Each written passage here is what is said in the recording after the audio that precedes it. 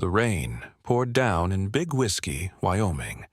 The night was cold, and the streets were nearly empty, except for the dim glow of lanterns flickering through fogged-up saloon windows.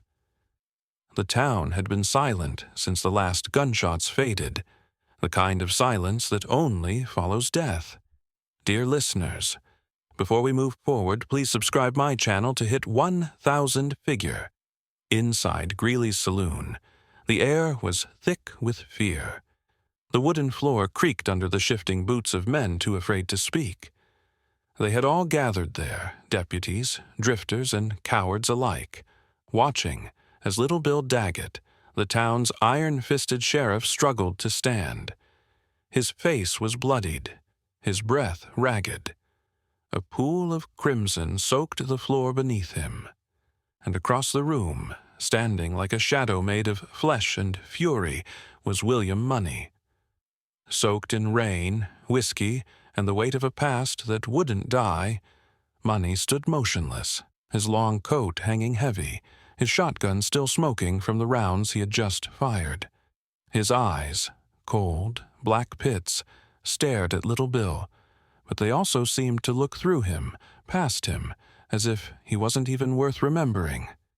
Little Bill coughed, spitting blood onto the wooden floorboards. Despite the pain, he forced a weak grin. "You cowardly son of a bitch! You just shot an unarmed man." Money didn't flinch. His voice, slow and deliberate, cut through the saloon like the edge of a dull knife. "He should armed himself, if he's going to decorate his saloon with my friend." The weight of the words settled over the room. The dead body of Ned Logan, Money's only real friend, had been strung up outside for days, a warning, a message from Little Bill and his deputies. But now the warning had been answered, and the message had changed. Money had come back. Not for justice, not for mercy, for vengeance. The men inside the saloon didn't dare move. The deputies, trained to enforce the law with violence, found their hands hovering near their holsters, but none of them had the courage to be the first to draw. Little Bill swallowed hard. His face, usually smug and full of arrogance, was now pale and tight with fear. He had beaten, tortured, and killed men before. He had controlled this town with an iron grip. But now, the man standing in front of him wasn't just another outlaw. He was death itself, wearing a soaked coat and a loaded rifle. Outside, thunder rumbled over the hills. The storm was far from over. And inside Greeley's saloon, neither was the killing. As Little Bill collapsed to one knee, struggling to stay conscious, the rest of the room stood frozen. No one dared make a move. William Money's presence sucked the oxygen from the air. He didn't need to shout, threaten, or gesture. He just stood there, and that was enough.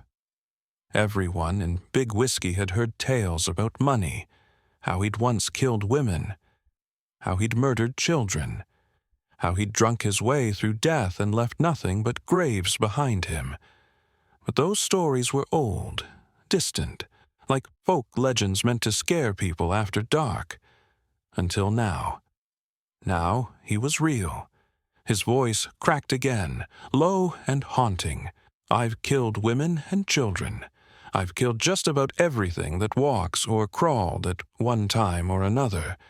The room grew colder. A few of the younger deputies flinched. This wasn't a man bragging. This wasn't a man proud of what he'd done. It was a confession, delivered not to be pitied, but to remind them who stood before them. Money stepped forward, boots thudding on the wood floor with the weight of a past no man could carry forever. "And I'm here to kill you, Little Bill, for what you did to Ned." Little Bill tried to draw, but Money's shotgun barked first. The blast ripped through the tension like lightning. Wood cracked, glass shattered, and Little Bill crashed backwards into the bar, groaning, bleeding, dying. But it wasn't over. Money's eyes swept the room. Every man still breathing had a hand close to their weapon. It was a Mexican standoff in hell, and the devil had already fired first. Any man don't want to get killed. Better clear on out the back. That was all it took. A stampede of boots rushed toward the saloon's rear. Chairs were overturned and bodies pushed past each other like rats fleeing a sinking ship. Only a few remained, frozen by fear or stupidity. And Money turned to them slowly. "You two, get out." They didn't wait to be told twice. In seconds, the only sound left was the thunder outside and the dying breath of Little Bill Daggett, slumped in blood and sawdust. He looked up at Money with watery eyes, still trying to summon courage from the broken pieces of his pride. "I don't deserve this. To die like this. I was building a house."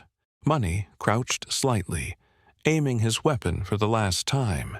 His reply was a death sentence. Deserves got nothing to do with it. And with that, the sheriff of Big Whiskey met his end, not at the hands of justice, but by the wrath of a legend reborn. The saloon now echoed with silence, interrupted only by the drip of rain from the shattered windows and the labored, final breaths of Little Bill. William Money stood tall, blood-splattered and immovable, his shotgun still warm in his hands. The legend wasn't just alive, it was staring the town dead in the face. Outside, word spread fast, faster than gunfire. People peered through cracked doors and parted curtains. Mothers clutched their children. Drunks sobered up instantly. The whores upstairs dared not come down. Big Whiskey wasn't run by law anymore. It was held by fear. And the fear had a name: William Money. He stepped outside, soaking in the downpour like it baptized him in darkness. Rain rolled off the brim of his hat over the deep lines of his weathered face. There was no glory, no heroism, only purpose. Facing the crowd, Money barked a single warning that cut through the storm like a knife. "You better bury Ned right. And don't be cuttin' up, nor otherwise mistreatin' no whores, or I'll come back and kill every last one of you sons of bitches." No one responded. No one could. Gunslingers, shopkeepers, and cowards alike were all the same in that moment, silent statues of fear. No preacher spoke. No sheriff rose. Big Whiskey had no spine left. A few brave men dared to glance at Money's hands. They weren't trembling. They weren't shaking. Those hands had ended lives, hundreds maybe, and tonight they showed no regret. Only resolve. He mounted his horse with the weariness of a man who's carried too many ghosts. As the rain washed blood from his coat, he cast one final glance back at the town, not for nostalgia, not for pride, but as a reminder. He wasn't the monster they made up in bar tales. He was worse. He was real. Then, slowly, he turned his horse toward the darkness beyond the town, riding off into the black heart of the storm, leaving behind a silence that would haunt Big Whiskey for generations. The rain didn't stop as William Money rode into the night. It fell harder, colder, as if the sky itself wanted to cleanse the earth of the sins that had just been committed. But no rain could wash away the past. Not Money's past. Not the trail of bodies he left behind in Big Whiskey. His horse trudged through the muddy trail, hooves squelching in rhythm with the storm. Money's eyes, though half hidden beneath the brim of his drenched hat, stared forward with the haunted gaze of a man who'd once buried his demons, only to dig them back up. He had told them, years ago, that he was done with killing, that his wife had saved him, reformed him, that he had put the bottle down, walked away from the bloodshed. But the truth was harsher than any myth. The killer had always been there, buried beneath the fragile surface of a quiet farmer, waiting for a reason. Ned was that reason. The memory of his friend, humiliated, tortured, and displayed like a trophy, burned in his chest hotter than any bullet wound ever could. Ned had ridden beside him when no one else would, had believed in his change, had laughed with him when the world felt too broken to smile. And now, Ned lay in a box, a message to others not to cross Little Bill.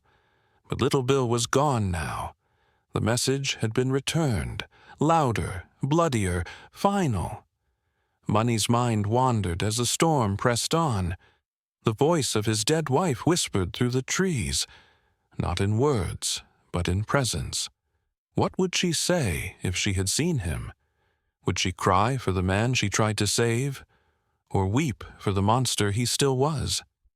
And then there were the others, the women and children, the ones he'd admitted to killing, not to boast, but to haunt. That confession in the saloon wasn't for drama. It was truth, a truth he carried like a shackle around his soul. I've killed women and children. I've killed just about everything that walks or crawls at one time or another, and I'm here to kill you, Little Bill. Those words weren't the ravings of a madman. They were the final breath of a man who had tried and failed to outrun his own nature. Money was a reaper, cloaked in rusted leather and regret. As lightning tore across the sky, William Money continued to ride. Behind him, Big Whiskey trembled. Ahead of him, only the unknown. He wasn't a hero. He wasn't a villain. He was a legend forged in pain and violence, a living ghost that towns whispered about and sinners feared. He didn't look back. He never did. The storm finally began to thin as William Money disappeared into the endless night, swallowed by the black horizon beyond Big Whiskey. No cheers followed him. No songs would be sung of his deeds. What remained was only fear, a heavy silence that gripped the town's heart and squeezed.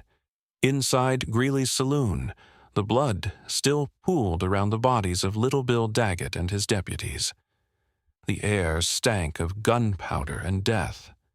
Survivors, those too terrified to move when Money's shotgun thundered, stayed frozen behind tables and doors, praying they wouldn't be next. They dared not breathe until the ghostly figure on horseback had vanished. Behind Money, whispers would grow. Townsfolk would tell wild, shaking tales of the night a man walked into Big Whiskey alone and killed without mercy. Some would say he was the devil himself. Others would mutter that he was a man wronged one too many times, driven back into the bloodshed he once escaped. As for Money, he didn't care about the stories. Legends were for men who sought glory. He sought only vengeance. And now it was done. But the cost weighed heavy. The faces of the dead followed him in the dark. The women, the children, the men he had killed when he was younger, reckless, soulless. Every shot he fired tonight, every body that hit the floor, added another chain to his spirit. He was not proud of what he did. He never would be. When the rains eased and the moon finally peeked out from behind the clouds, William Money found himself on a small hill overlooking the wild, sprawling plains. Somewhere in the distance, his children waited.